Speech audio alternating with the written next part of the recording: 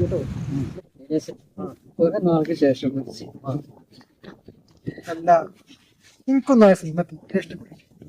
കാരണം ആ പെണ്ണ് കാരണം പാവ ചെക്കൻ ചോരെ കുറിച്ച് കിടന്ന് മേടിച്ചത്. അതെന്താ അത് സിനിമയല്ല, അതിനെന്തിനാ ഇത്രയും വിഷമിക്കണേ? ആര് വിഷമിച്ച്? ഞാനോ? എനിക്കൊരു വിഷമില്ല. പക്ഷെ ആ ചെക്കന് ചോരയെ കുറിച്ച് കിടക്കണ കണ്ടപ്പോ നാളെ നമുക്ക് പരമോളെ കല്യാണത്തിന് പോട്ടെ. ഇന്ന് എന്റെ മറ്റേ കാർ എടുക്കാൻ പറ്റും. ഒരു വെയിറ്റ് ഉണ്ടായിക്കോട്ടെ. അന്റെ ആ ബേക്കിലത് തല്ലിപ്പൊളി വണ്ടി, അന്റെ ആ തല്ലിപ്പൊളി വണ്ടി കയറിയിട്ടാണ് ഞാൻ 6 മാസം ഹോസ്പിറ്റലായി.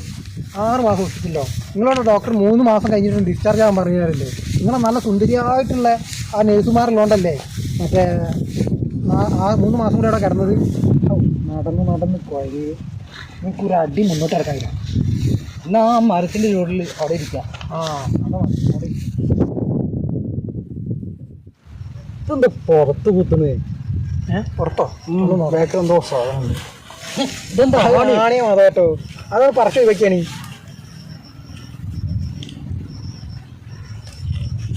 ആണി കുത്തിച്ചു.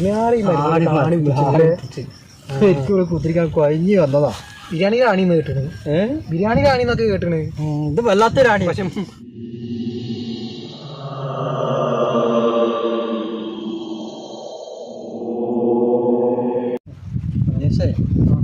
മഴയ്ക്ക് സാധ്യത.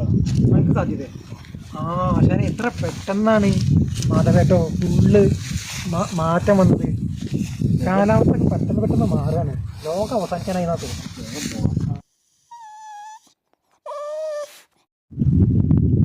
ഓ മട്ടി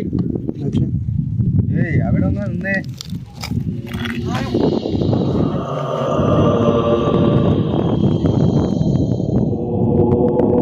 നിങ്ങൾ ഇതുവരെ ഇവിടെ കണ്ടിട്ടില്ലല്ലോ. നിങ്ങൾ പേരെന്താ? എന്റെ പേര് നീലൻ. എന്ത് വെറൈറ്റി പേരാണിത്? അന്നങ്ങനത്തെ പേര് നീലിന്ന് കേട്ടില്ല നിങ്ങള്? നീലിന്റെ ഫാമിലി പെട്ട ആളാണ്. നീലിന്റെ ഫാമിലി അല്ലേ? ഫാമിലി അല്ലേ? കേട്ടോ? ഞാൻ കേട്ടില്ല. ഞാൻ ആദ്യമായിട്ട് കേൾക്കാണ്. ആദ്യമായിട്ട് കേൾക്കല്ലേ? ഞാനും കേട്ടിട്ടില്ല. ഉണ്ടല്ലേ? പിന്നെ പണ്ട് ഞാൻ ഇതിലൂടെ എല്ലാം ബലൂൺ വിറ്റൊക്കെ നടന്നു വന്നിരിക്കും.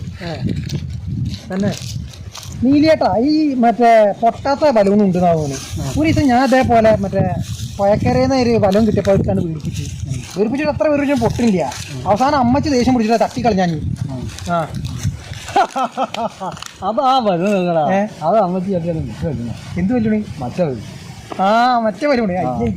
നീ പറയടാ നീല. ഇത് പറയാനാ, പണ്ട് ഞാൻ ഇതിലെ നടന്നു പോകുമ്പോഴാണ് എനിക്ക് ഇവിടുന്ന് പാമ്പ് കടിയായിട്ട്. എന്നിട്ട് എന്താവാനാ? അത് ഹോസ്പിറ്റലിൽ കൊണ്ടുപോയിണ്ടാവും. എന്നിട്ട് എന്താവാനാ മതവേട്ടാ? പാമ്പ് കടി ആയിട്ടിട്ട് ഇന്ന ഹോസ്പിറ്റലൊന്നും കൊണ്ടുപോയിട്ടില്ല. പാമ്പ് കടി ആയിട്ട് അവിടെ തന്നെ എന്റെ കഥ കഴിഞ്ഞു. ഇതേ കാണണം വരതാ, അവിടെയാണ് നടക്കം ചെയ്തത്. അയ്യോ